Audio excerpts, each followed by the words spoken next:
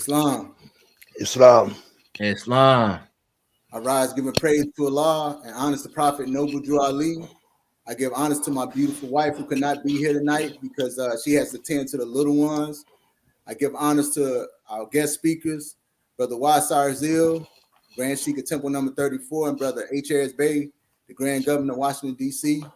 And I'd like to give honors to our viewers and listeners and everyone tuning in to Universal Love for some uplifting information. Today, our topic is going to be Raise It Not Too High. And with that being said, I'm going to hand it over to our guest speakers so they can introduce themselves. Brother Wasar Zil.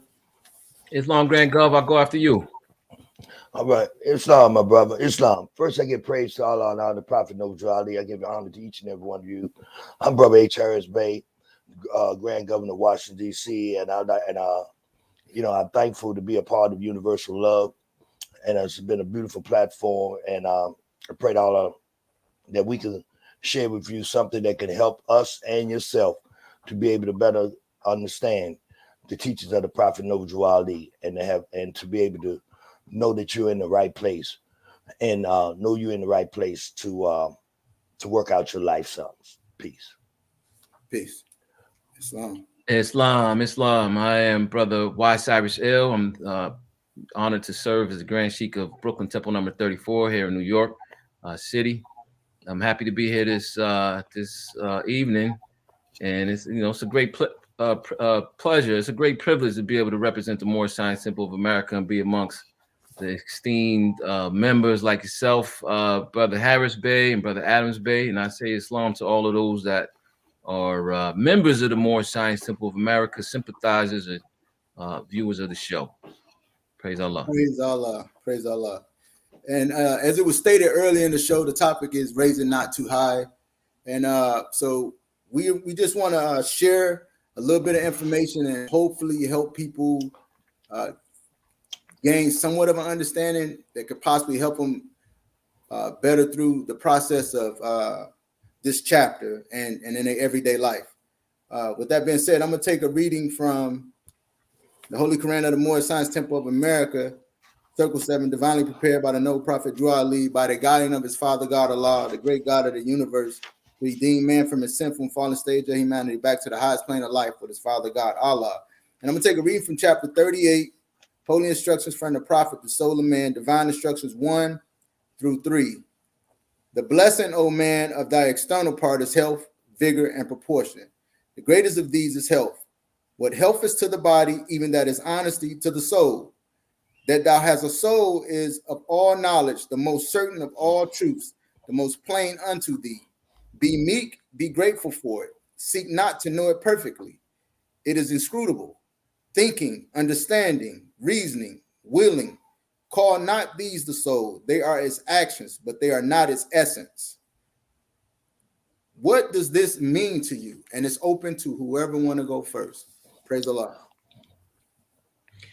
Wow, I'll take a stab. Well, go ahead, Grand Governor. Go ahead, my brother. Go ahead, my brother. One of the things that's powerful about the soul, the soul has a lot of very powerful things. Let me first rise in thought and give praise to the Father of the universe, the great God Allah of wisdom, will, and love, the Father of the five principles of love, truth, peace, freedom, and justice, and high honors to our illustrious Prophet Noble Drew Ali.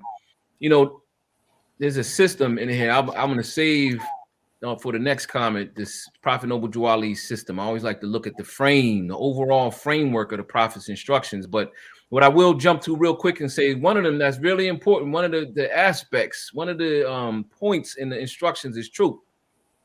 And the soul is seeking after truth. It's something that the great God Allah gave us, and its function is to seek truth and help in that gnosis of the art and the naught, so we can gain understanding. And the truth, the soul seeking after truth. This first line where it says, "What health is to the body, even that is honesty to the soul," that's his primary function. So if you try to lie to yourself and you're lying to you're lying to your soul, the soul starts malfunctioning. So that's one of the first things that jumps out. Is a very, very powerful verse. And then the rest of it gets into the functions of the soul. I'll just say that for now. Peace. Peace. Praise the Lord. Praise be to Allah. That's praise be to Allah. Well, the question was that you asked is that what do this mean? What do this at this particular time? Well, the first thing I have to remind myself is that is the Prophet Noble is introducing us that we have a soul. Islam. I mean, that's the one of the most important, and it gives us a description of what the soul is made of, and what it has to offer spirit man.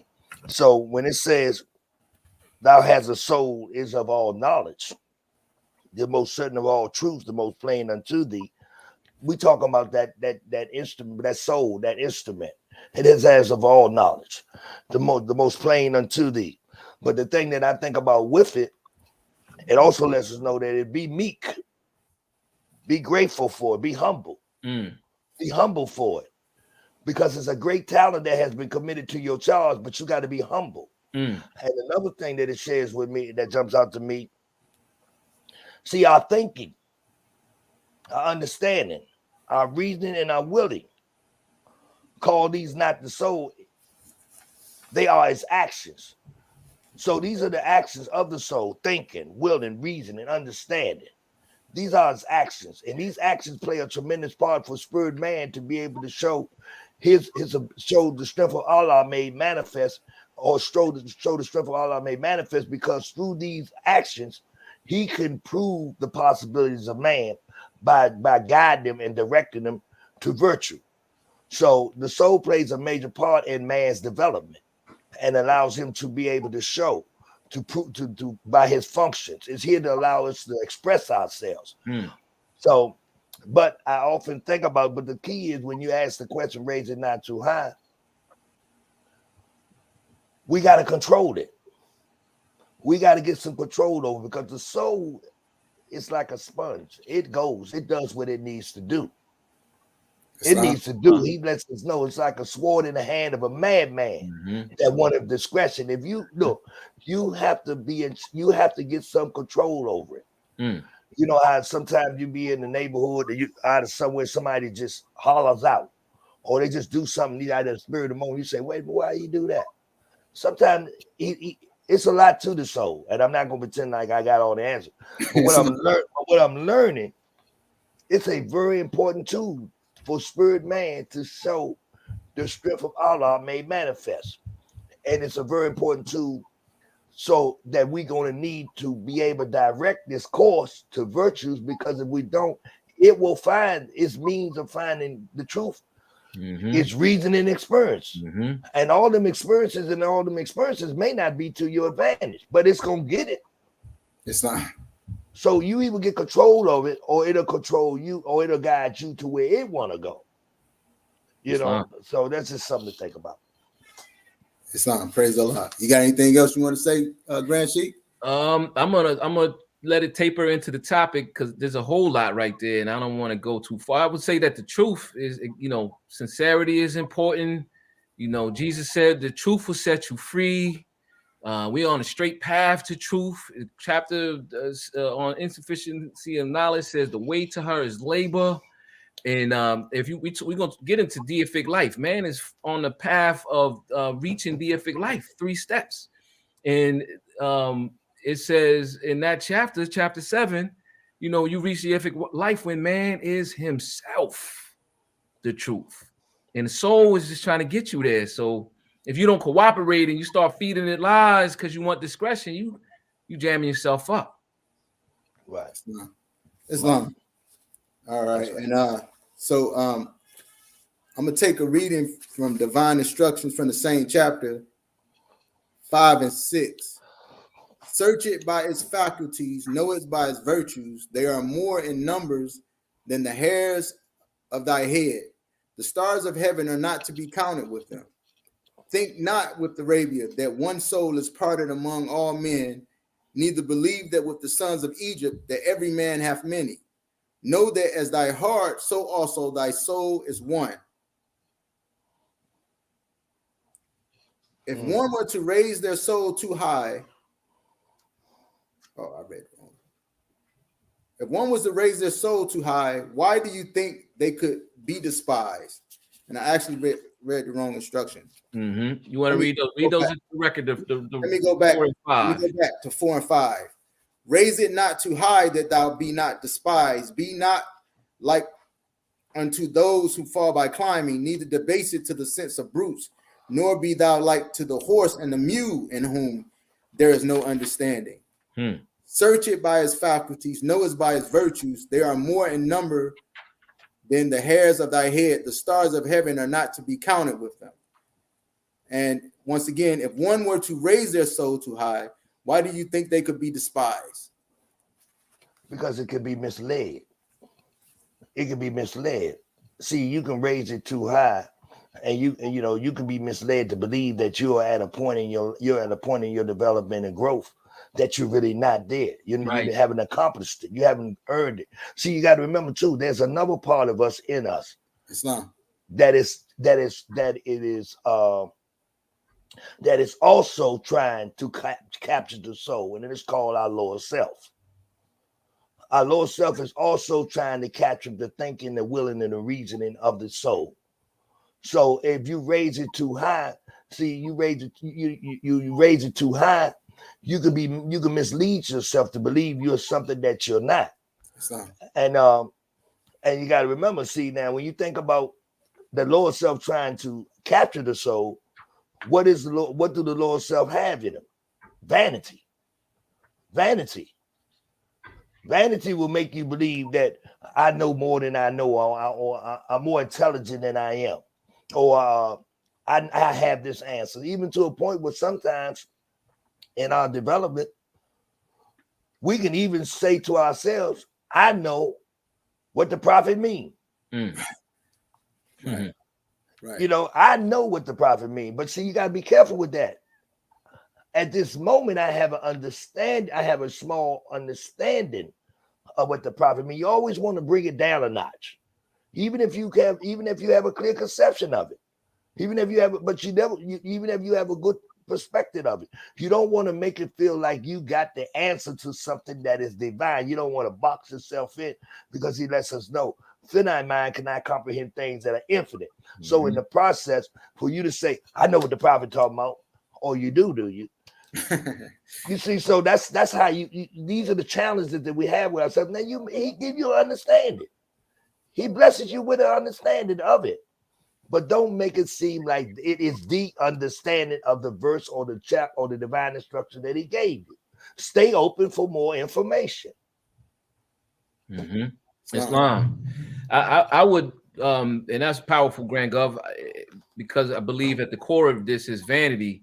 I wanted to, look at the actual text itself, the context of this verse, and make sure that it is clear, because it isn't an easy verse. It's not extremely straightforward. There's something that is, there's something embedded in it that you got to kind of unfold a little bit. So I'm going to read it again, and I think it speaks to something in the chapters that follow.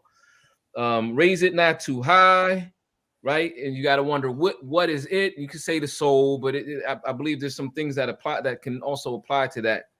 That thou be not despised. The question becomes, why would you be despised? And this is your exact question, for raising your soul too high. If you think about it, that's a trivial thing in itself. Like, what do you mean? Does it mean it in one case it means vanity? I think in the greatest case it always means vanity. But there's also if you look at it as there's other end of it where you can say, well, if you have certain gifts, if you have certain talents, can you be despised for having gifts or talents? It's called jealousy. Yes, you can. Is that the despise that they're talking about here? Probably, but not as much as they're speaking to what the Grand Governor said, the vanity. And I want to actually tie that part. And then let me finish breaking down the verse. It says, be not like unto those who fall by climbing, right? By raising it too high, right? Which is related to raising it too high. It says, neither debase it to the sense of brutes, nor be thou like to the horse and the mule in whom there is no understanding. So it's actually showing you two options. If you go too high, or if you go the other way and you go down too low. It's also another thing that you want to warning you for. It's telling you that it's almost, I think, a moderation. We're supposed to exercise moderation. And the high and the low bring me to that part about, as we are in the instructions, it tells us that we're striving to reach deific life, right? But man is the Lord of the plane of soul, but he fell, and we're down, to where man strikes down the beast consumes the plant, and man in this utter shamelessness. One of the chapters, that's chapter 11. One of the chapters, chapter 36, it says, would you raise your thoughts to infinite wisdom? Contemplate that. Would you see omnipotence displayed before thee? Contemplate your frame, right? And it's telling you in certain situations. I always take that and apply it to, in this situation, somebody just came out of the blue and they wronged you out of nowhere. Or in this moment, can you raise your thoughts to infinite wisdom? Or when you stress and you're tired and you under duress, can you still raise yourself? And in the later part of that chapter 36, it says, nor dare descend to evil or to meanness. Because you are the part of Allah himself is within you. So there's always that up and that down in this process of reaching deific life. Did you fall, right? Fall by climbing, and you now all of a sudden now you're not even trying anymore, and you want to be a brute. You want to be like you don't want to be yourself. You want to debase yourself further from Allah. And the part about raising yourself too high, and I'm gonna close with this. I'm gonna land with this. Is what the Grand Governor said. There's vanity that we need to watch out for. And the Holy Quran has a couple of major dualities. I always say love versus hate, truth versus falsehood, high versus low, wise versus ignorant, right? The wise man wants to look out for vanity and be humble. And it also mentions cruelty and charity on the other side. This verse is one of the first introductions in a series of instructions about vanity. That verse in chapter 38, and then when you go over to chapter number 40, it starts to get into details about vanity and detail, and it continues because in constancy, it says in the chapter 42 on weakness, it says it's a part of vanity, right? And then in the chapter weakness, it gets into vanity. I'm gonna get into those later, but that verse in chapter 40, it says, instruction 7 says, as the tulip that is gaudy without smell, conspicuous without use, so is the man who sitteth himself up so high and hath not merit. And I think that's when you put yourself in a position to be despised, you're acting outside of what your ability is. And it's you're exposing yourself as a vain person because you don't deserve, you are over, vanity is related to confidence. When you become overconfident and confidence goes out of control and excess, it gets into the stages of vanity. And that's how you become despised. That's the despise that I'm going to focus on in this discussion, the despise of undue praise that's a part of vanity. Islam. And when I look at it, to me, I picture a scale, and it's teaching you how to balance yourself. Yes. Because if you get too much of something can also do harm, just like sometimes too little of certain things can do harm. And then it makes me think about in chapter 37, divine instruction number 1, he said, vaunt not the body because it was first formed, nor of thy brain because therein thy soul resideth. Is not the master of the house more honorable than his walls? That's right. He continuously remind us to stay humble. That's right. Stay balanced. That's right. Even in the same chapter, when you go to divine instruction number 10, it says, although she lived after thee, think not she was born before thee. She was created with thy flesh and formed with thy brain. Mm-hmm. So it's like he's continuously trying to keep you to humble yourself and to stay balanced, because without balance, it's an imbalance. Yes. Once again, we're going back to too much of anything could do harm, just like too little as well. And we must zero in on what we're talking about. What we're talking about is trying to seek the truth. Islam. See, and the thing I think about that has helped me in my journey, Ball's will, is that in the holy structure from the prophet, it's sufficiency of the knowledge. And he gives us in divine instruction 15, he said that he's talking about the truth. He said, if thou would mount onto her throne, first bow thyself at her footstool. Mm-hmm. If thou arrive at the nausea first inform thyself of thy own ignorance. Mm-hmm. So it's letting us know we got to be humble. We have to be humble, and we must have the courage to say, I don't know. It's all right. Yeah. It's all right to see, but if you're not careful, your Lord self will tell you, you do know. And we live in a society that they have learned how that we live in a society where we almost look at it as a crime, not knowing something, but it's not a crime. It's okay because we are all ignorant to something. We have something to offer just as well as something we don't know about. But if we continue to feed ourselves, like it was said, these falsehoods that we know and we really don't know, then we misleading our soul. And then we'll start taking on the persona of being something that we're not. So sometimes I think that we got to being humble in Islam is a very important tool, because humbleness allows you to use reason, allow you to hear. You know, it's how can you hear the still small voice if you're not humble? So humble is a very important part in our development as a spirit, because we want to hear, we want to receive. If you already got the answer and you already feel you know, and you know this, and let's think about this. You ever had a situation where you're talking to somebody and you keep talking to them, they keep telling you, I know. And you look at it after a while, you say, well, what are we talking about it for? Right.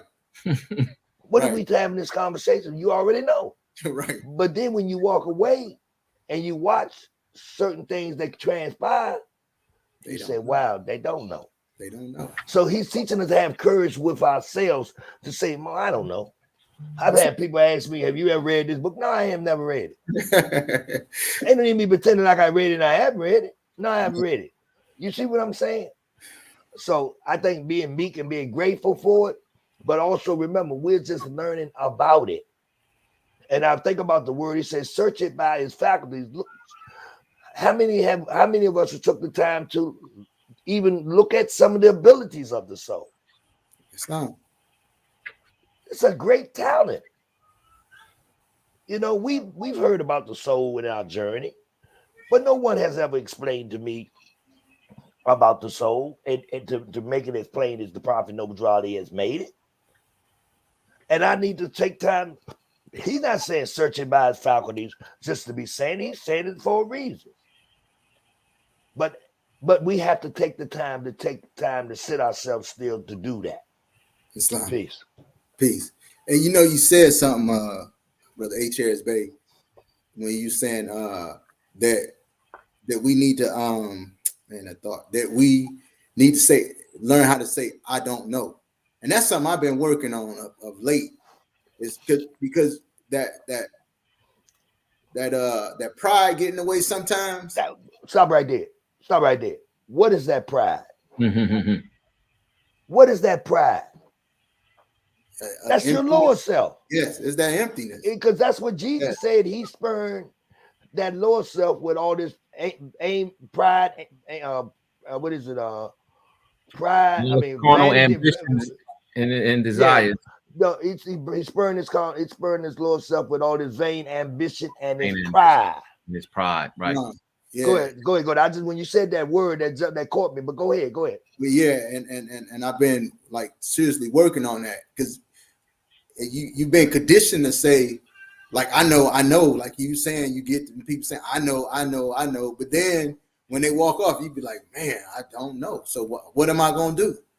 I got to get this working. Like if I'm working on a piece of machinery, and I got to get it working, and you know you said I know, and it's like, but they really there to help you, and that's how you miss a blessing, because you say you know when you really don't, you know, and it's because it's not learning how to say, you know, I don't know. Can you show me? Can you help me? And one of the things is that it's important to note, and I'm actually going to give on. I'm going to quote our Grand Sheikah moderators, and I want to first give honors to Brother R. Jones Bey. I remember Brother Jones Bey said one time something powerful, and I've repeated it often here at Temple 34. He said on a phone call, he said, "Do you know how much strength it takes to be humble?" Come on. He said, "Do you know how much strength?" And that immediately resonated with me in my own life. When anyone that you think about that, you're like, yeah, humility is a part of strength, not actual weakness. Genuine humility, not that you forced humility, where you forced into your place, but when you decide, like, look, that ain't that serious, or I'm gonna stay here. It's strength that allows you to do that. I wanted to also say, I believe on one of the Sunday schools recently, he mentioned something related to that. And there's one thing to know, right? Think about belief, faith, fruition. Fruition, what man knows is the truth. To know it and to be able to demonstrate it, that's two different things, right? You can know that this is the way that it has to be. I can tell I did the math and everything adds up and lines up, but can you do it? That's the next level. Man himself, the truth. Walk in the light, see the light, then be the light. Is important in that particular exchange. That's a good point, Grand Gov. Yeah, see, some things, sometimes I think what we want to do before we say we know, and this is what I do sometimes, I'm learning. I'm learning right how to do it, because it's not in the possessing. It's knowing the use. It's knowing the use. I'm learning. But if I already know, I must basically just say it, I have the answer. Right. I'm able to not allow my lower self to influence me, to allow me to not do what I know that's supposed to be, that I know that is right. I know, and see, the thing about it is we got to be careful, because that's how. I mean, you got to remember, it's a continuous battle to the thoughts of the soul. It's a continuous battle to the actions of the soul. The lower self want his attention, and the spirit is to use to express itself. Once you realize that you know there's this process of we're talking about removing vices and building up virtues. Sometimes you see a vice, you might have to circle it, and it's like I always say, I'm a fan of Mike Tyson, but I watched how Evander Holyfield circled Mike for years, watching him, studying him, before you say, okay, now I'm ready to really go in for this title fight and I'm going to take it out. But you might have to examine for a while. Once you realize that, you understand the whole process of vices. You don't just run up on no vice and kick it over. It doesn't work like that. No. You got to examine it. You got to figure out its weaknesses and your strengths, and until you take them down one by one and you tie it up. And now you the champion of that particular vice. But then you got another one. You know there's another one coming, right? And that's the process. That's how you avoid falling. It says don't fall from climbing. Beware falling from climbing or something like that. Let me read the exact verse. Do not fall by climbing. When you think that you have it and you up and you're pompous and people looking at you like they despise you, like he don't look that, or she don't look like they're that strong, and then sure enough, as time goes by, you fall off of that perch because you wasn't ready to be up there. So a lot of the fall by climbing, it always spoke to me as pace yourself and be real with yourself. And you know something too. I'm not saying something else that came to me. I was just thinking about it. He named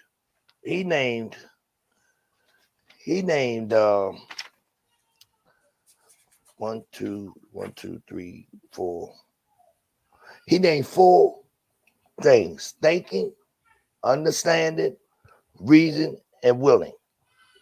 To overcome a lot of these things that we are confronted with, we have to use all 4 of those things to help us get through it. Our thinking, our willing, our reasoning, and our understanding. I mean, we got to use those things. All those things they got to come. They help us. They help us be able to overcome these things. They help us be able to be able to even have some knowledge of what we are even involved in. That's true. Because the willing part comes in. Do you want to know the secrets? Do you want to know? Do you want to know? Do you want to know the life works and teachings of Jesus? Do you want to know it? Are you willing to learn it? Are you willing to apply it to yourself? So these are the things that we look at it as we look at all four of them, and really they all four major part in help man develop, help spirit man to become one with Allah, because all four of them have to be in order with the thought that you're trying to create so that you can carry it out in your actions, words, and your deeds. Islam. Something like that's all about. So with that being said, have you ever had a moment where you have raised your soul too high and others have despised you? If so, would you mind sharing?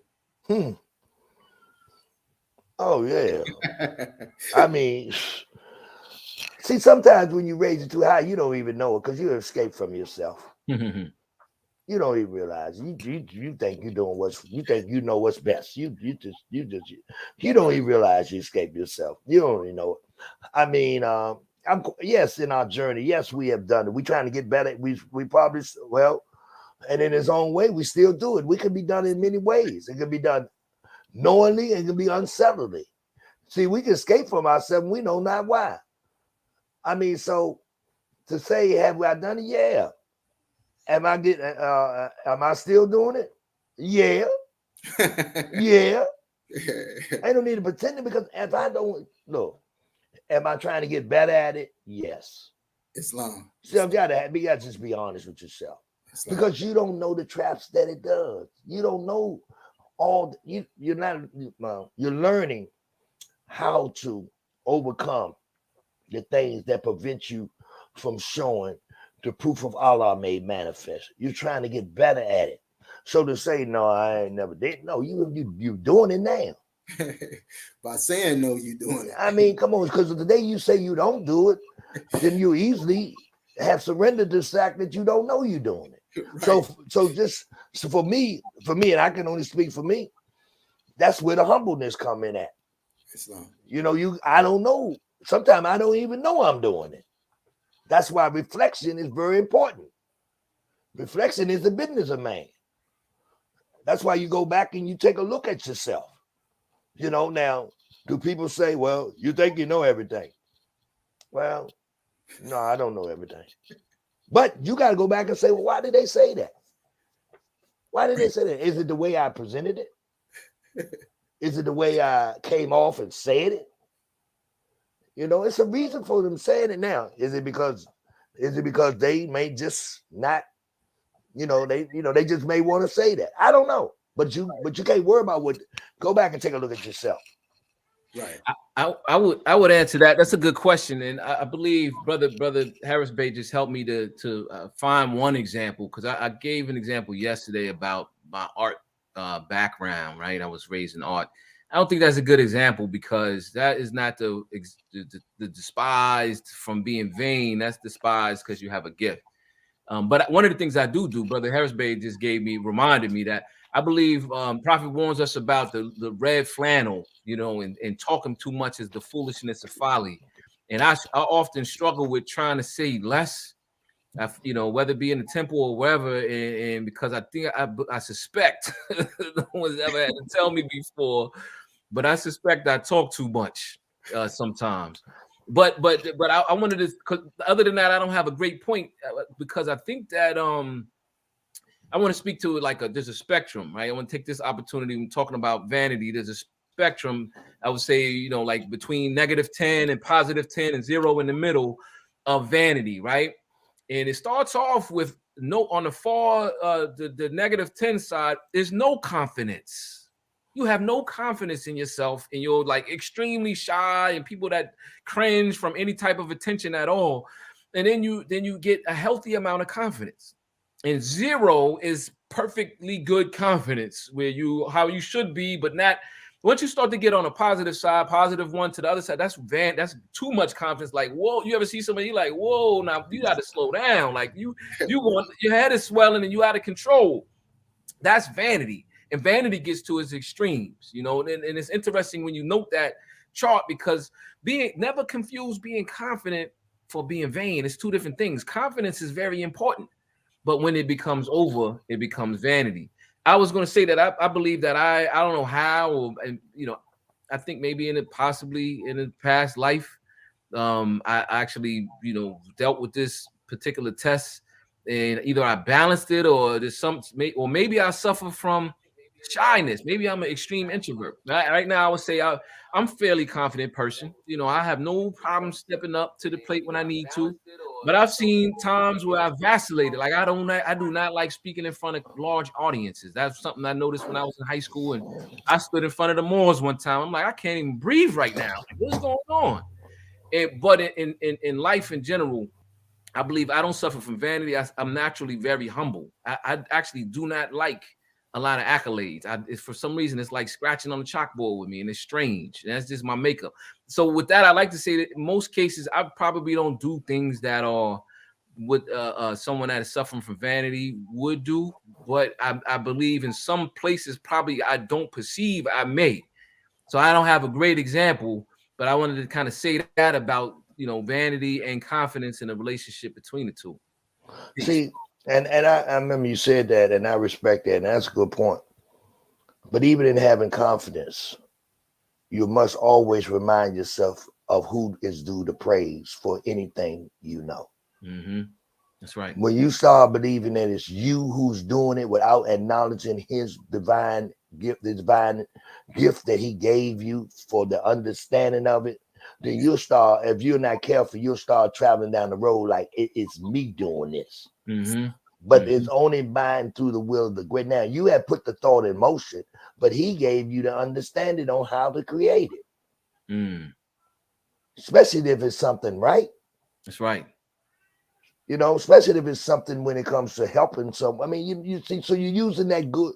So you always want to acknowledge that it's something greater than me that allows me to be able to praise. Right. Yes. Mm-hmm. See, and that keeps you humble. That keeps you humble because that allows you to not, because see, it's easy for us to say, man, I went out there, man, and I did it. I did it. And you know, and I feel good about it. And the more you feel good about it, the more you'll start just continually giving yourself, and then you'll start saying, I did it. I did it, right. I did it. But in reality, yes, you did. But it was by through his will that he gave you the understanding to do. The knowledge to know how to do it.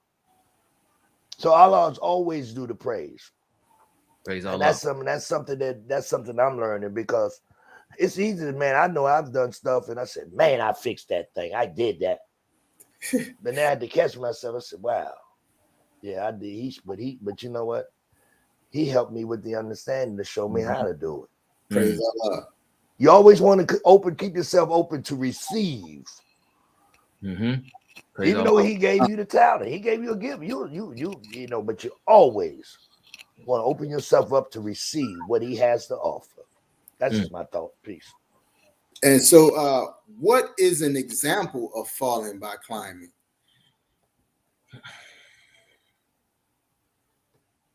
What is an example about falling by climbing?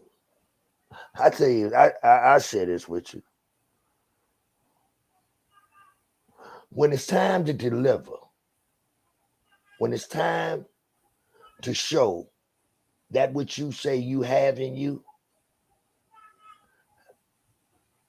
and you actually just fall apart.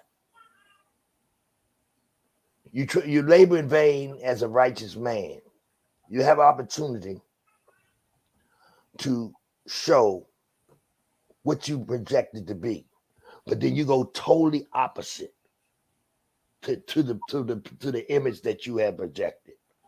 That's just like if you be, you have opportunity, and I often say this, and I say this to myself. One time I was thinking, and I said, you'll have enough time in your life to show whether you love Allah and the Prophet. You don't have to publicly profess that. You'll have enough opportunities. Take the energy that you keep trying to convince people you love Allah and the Prophet, and prepare yourself so when the time comes to show your love, let the actions of your life show the love to his law. Then you can show him. See, sometimes I find that mean to say, well, I love Allah and the Prophet. It's okay. Yes, I agree. I agree with you. You should. But what's the use of saying it when the time comes and you do totally opposite to what you're supposed to do? You see? So my thought is by falling by climbing is you're not prepared to deal with what you're coming in you're not prepared for what's coming at you. And the reason why you're not prepared because you already think you're ready to deal. He said a soldier never knows his scripture till he meets a foe. Right. But you already conquered the foe, and the foe haven't even came. You ain't know which way the foe gonna come. That's why he said we gotta stay alert. Stay alert to what? To ourselves, to be able to be prepared to deal with these challenges that come our way. But if we keep telling ourselves, I'm ready to go, but it ain't even came. You ain't know which way it's coming. But you're ready. So when they come, we'll see. So that's just my thought. Praise Allah. Yeah, I'm scrambling to think of a good example, and I think Donald Trump crossed my mind. You know, you want to be the president, but when it came, it was a lot of pressure, and he kind of was buckling in there a little bit. Or like Peter, the day when Peter said, "There's no way," he told Jesus, "There's no way I'm running," you know, and Jesus said, "Oh yeah, you're gonna run." By the time the bell strikes 3 times, and Peter was nowhere to be found 3 days later. I don't know what happened, you know, what through Peter's mind. But you know, and then also in the Moore Science Temple of America, sometimes we see members. I think the greatest example is when we come through the door, you just want to pace yourself. People come through and they got their engines revving and they like, we gotta go, we need to fix this, do that, giving instructions to the instructor, and they ain't last 3 weeks. They didn't last longer than a year, whatever. And that's that. Just pace yourself. Yeah, there you go. That's a good point, brother Cybers, the way you put that. Sometimes you gotta face it. These instructions are not easy. You know, you might be strong in one thing. I feel sorry for the Moors sometimes. You know, it's the Moorish Americans that come in. They have a lot of confidence, and they have that. Like, I got confidence. Look how much, and they spill over to vanity, and those are the ones that fall prey to that. You know, they want to move not right now, but this is about endurance and it's about pacing yourself. And Islam is about patience. You know, you can't see and you walking by faith, you got to have that patience, you know. But if you can't, people that, you know, fall by climbing, a lot of times if they can't see what's around the corner, they get frustrated and they want to leave. But you know what? I think about this, and the funny you brought that up. I think about the instability of man, chapter 40. He said, the man who neglects his present concern to revolve how he will behave when greater, feeding himself with wind. While his bread is being eaten by another. Act as thou becometh thee in thy present station, and in more exalted ones thy face shall not be ashamed. Take care of your present business now. Focus, you know, do what you're supposed to do now. Focus on what you go ahead. I'm sorry. Go ahead. I always say that the 2 heroes, right? It talks about 2 heroes in here in one of the chapters. I think it might be the chapter on. It's one of those the 5. Yeah, it's in chapter 40. The hero, the most renowned of human character. Yeah. What is he? But this weakness. What is but this weakness? The public is unstable and ungrateful. And when it describes a hero, it always struck me as, why would that be? When prophet is my hero and Jesus, look what Jesus did. Jesus faced down death and the pain and everything that came along with it to help his fellow man, right? His brother man, right? To save the Israelites from the iron hand oppression of the pale skinned nations of Europe. He went up and got hooked up on a cross. So it can't be talking about the hero in general. I suspect that's just another type of hero, I always say. And it's the hero who thinks he's ready or thinks she's ready and is not ready. And they want to be, it's because they want to be a hero. The real hero is not trying to be a hero. It's true humility. I just reacted. I saw a situation. I'm not going to allow that to go that way. So I couldn't even, I had to do something. This is what I do. And they did it. And what does the hero do? The real hero do afterwards? They turn around and try to hide and run. They put masks on. Some of the heroes in the comedy put masks on, but in real life, I've been reading the Daily News for 30 years in New York. A real hero will try to slink, will try to disappear. But the one that the other hero that's mentioned here is he wants to be a hero. He's trying to set up a situation that he or she can become a hero and get on that platform. And that's very dangerous because usually you are not ready to be a hero. A hero is a dangerous thing. Why would you do that? Right. And that's a good example. And funny you brought that up because you said the key word. He wants to be. And the question is why? Because he wants the fame and reputation. Islam. And what is driving that? Vanity. Want to be seen. So how can one actually have no understanding like the horse and the mule? And can you provide an example? Where there's a shame to be ignorant, he has none. He don't have a problem with nothing. He don't have a problem. He has what he has, and he's right where he at, and he okay with it. I mean, even if you bought him something that can help him, he don't want to hear that. I don't want to hear that. And you could be bringing something that could be to his advantage. To his advantage. Say, look, man, I wouldn't keep driving down the left side of the road when all the cars coming down the left side of the road.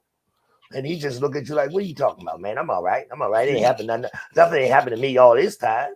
Ain't nothing happened to me all this time. But man, do you think, so you basically being stubborn. You don't want you just close your mind. You close-minded. You're just not even open to anything else. Because the mule, he's stubborn. And then sometimes your own stubbornness believes to you can say to yourself, well, you can't teach me nothing. Who are you? Who are you? Who are you to tell me whether I'm right or wrong? Like, you got to be careful with that, because I tell you something. And the more scientific I'm learning, you got to listen to the Allah in every creature every creature, from a child to the older, to the middle age. You got to listen, because Allah use their tongue to speak. Sometimes when I was coming up, they would dismiss children. Islam. They would dismiss children for whatever reason. And they had their reason, and it was to our advantage sometimes to dismiss us. But when you get a young person come to you, and you just give them a chance to just speak, you don't know what Allah going to use them, what He's going to use them to say. Praise Allah. That can help you. And there's a time for children to be in certain places with certain conversations, but there's also time for a child to say, look, go do your homework. Grown folks talking. But at the same time, you never get to the point where you just say, I don't want to hear it, because who are you? I don't want to hear it. Because we try to listen to the sound of that still small voice that speaks within. So that's just something I thought about. Praise Allah. Praise Allah. The Quran in all of our instructions, right? In Acts 7, it says, keep your heart and mind pure with love. Chapter 12 says, open up the windows of your heart. The Holy Quran of Mecca talks about the hard-hearted. Actually, Jesus says in instruction number 9, when he's talking about the priest with the tinsel coat, he said, the pure of heart do not accuse. It's a certain type of heart that you have. You're not going to accuse people, and then you falsely accusing people. You call them vile in heart, who seek to cover up their piety with holy smoke, cover up their sins with holy smoke of piety. The heart, right? When you get a hard heart, and this goes back to those, like I said, there's hallmark principles, vices, and virtues that the Prophet points out for us. And I always say the two largest is vanity and humility, and cruelty and charity. And so I'm gonna say it again. Cruelty makes the world awry, right? It was cruelty that caused the priest to tell Jesus to get up and don't talk to those, those courtesans and thieves, right? It's a certain cold-heartedness.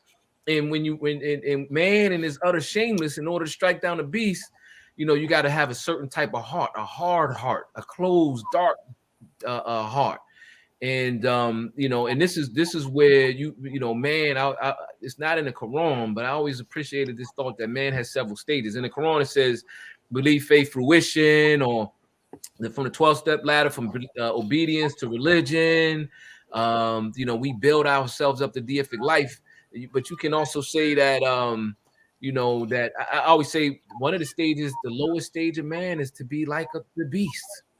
The 7 stages. I forgot where I heard this from before. From beast to mankind, to man, to human, human being, supreme being, and then they say God. But we know one with the great God Allah. It means that you're not God, but you're one with the great God, and that's a certain state of mind. And we want to beware of being in that lower, in that beast nature. Peace. And the one word you said, the one word jump out, and this is what we might, one word to jump out is debase. We don't want to lower it. We don't want to lower it. We don't want to take on thoughts that will bring it to a point where, like you say, we will be conducting ourselves. We want to raise it. We want to raise it. We don't want to lower it. We don't want to be influenced by things that will allow us to be of a total carnal way of seeing things.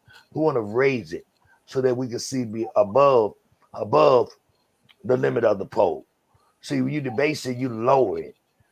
And the only person who lowers it is the one who has it is you. What gets your attention? What attracts you? Do you do hatred, slander, lewdness, murder, theft, and everything to harm attracts you? Do you get a fascination about that? And if you get a fascination about that, the more you feed your soul that type of thoughts, the more you will start adopting that way of thinking. So we got to feed our soul good, positive, up like healthy, like it was health is to the body, it's honesty to the soul. So we got to feed it the right nourishment so it can and the choice is ours. The choice is ours. You know, it's ours. The great talent has been committed to our charge. It's our charge. We corrupt our soul. We corrupt it. We corrupt it, and look, we corrupt it, and we got to answer for it. So what gets our attention? You know, and I mean, I can't corrupt yours, and you can't corrupt mine, because the talent has given to you, and the great talent was given to me, and these are I must answer for them. So we want to seek out the things that gonna raise it, not lower it, and that's even with dealing with. I mean, we got to be careful out here, man.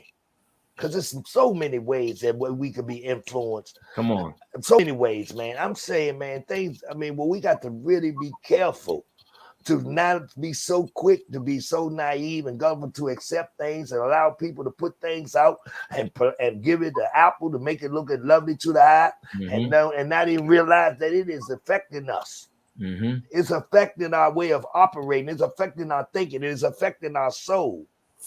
And that's why we got to be careful because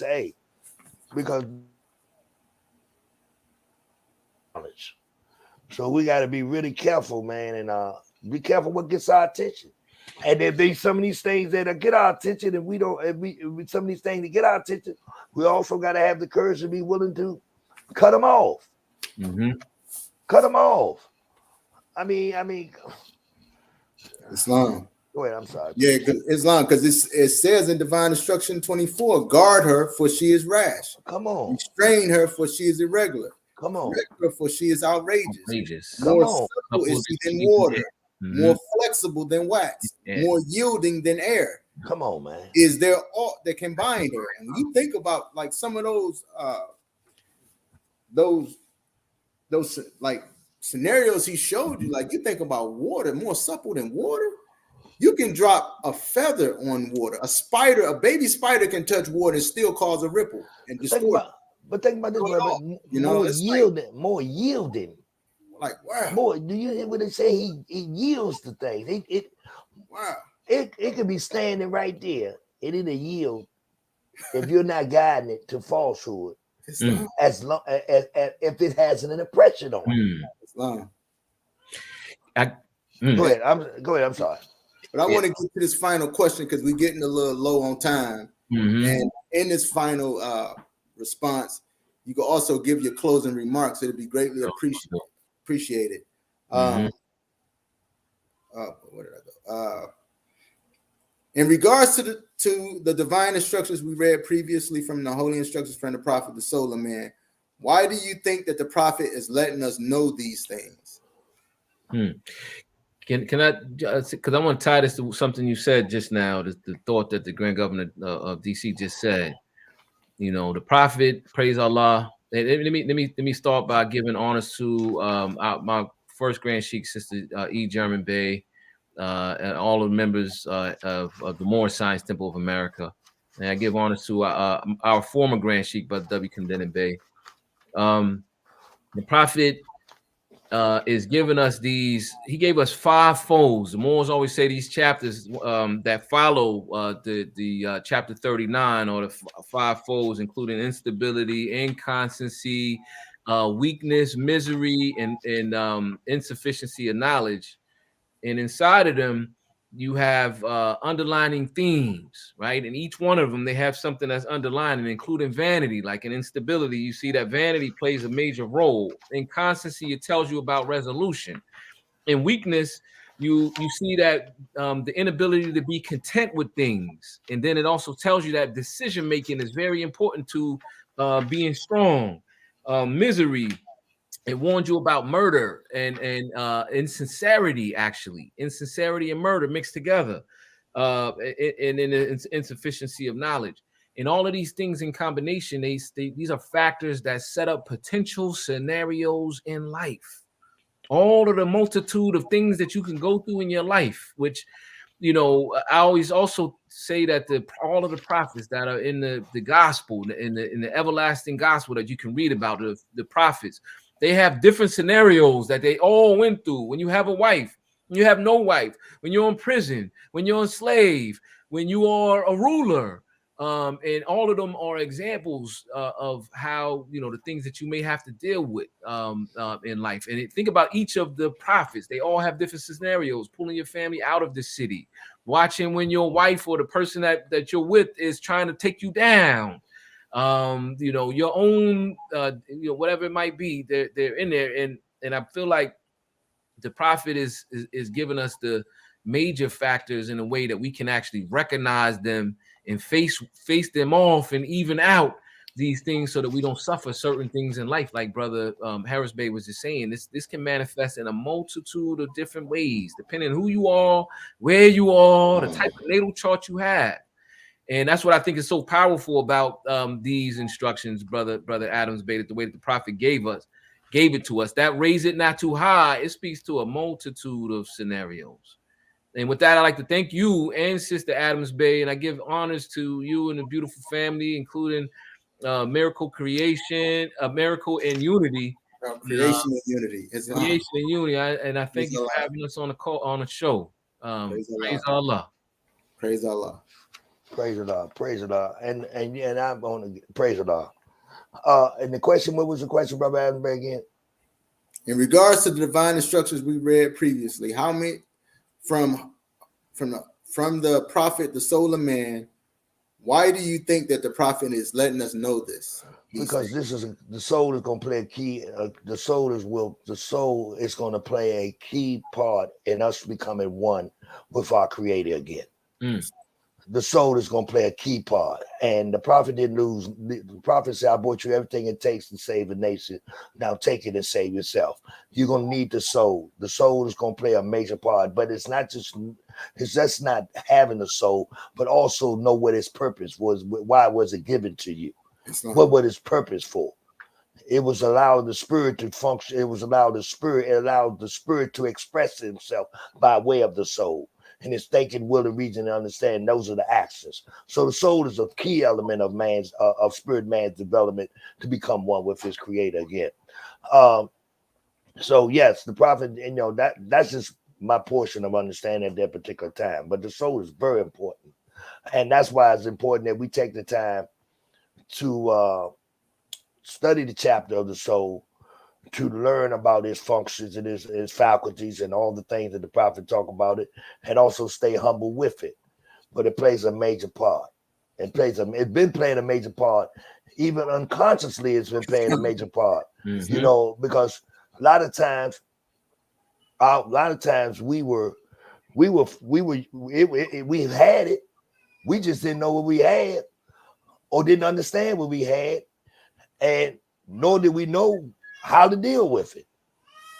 So the soul plays a major part in man's development to become one with his Creator, and that's basically what I would say. So it's very important that we learn about our soul, you know, not to try to learn, not to know it perfectly is inscrutable, but learn as much as we can about it, so that we can use the good that it was given to us, for the good that it was given to us. Praise Allah. And I also just like to thank Universal Love for allowing me to come be a part of this show again. I enjoy it. I want to give honor to brother Whiteside was your Grand Sheik of Temple 34, and I want to definitely send all my Islam to the Moors in Brooklyn, New York, who's under your leadership.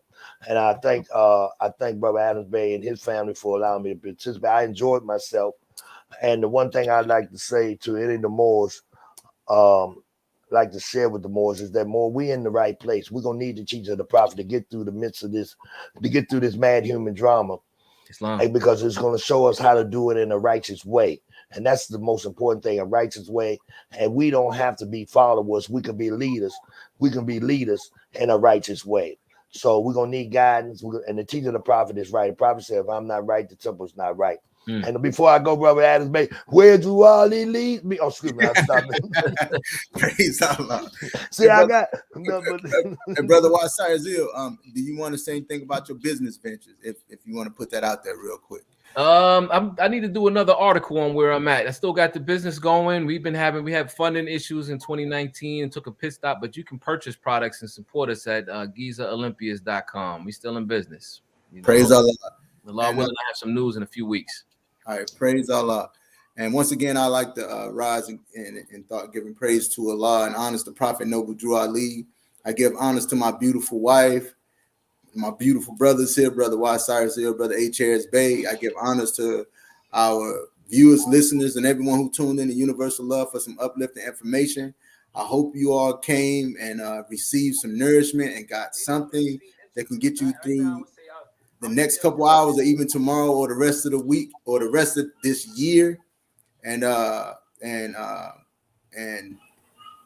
what's in you is in me, and what's in me is in you.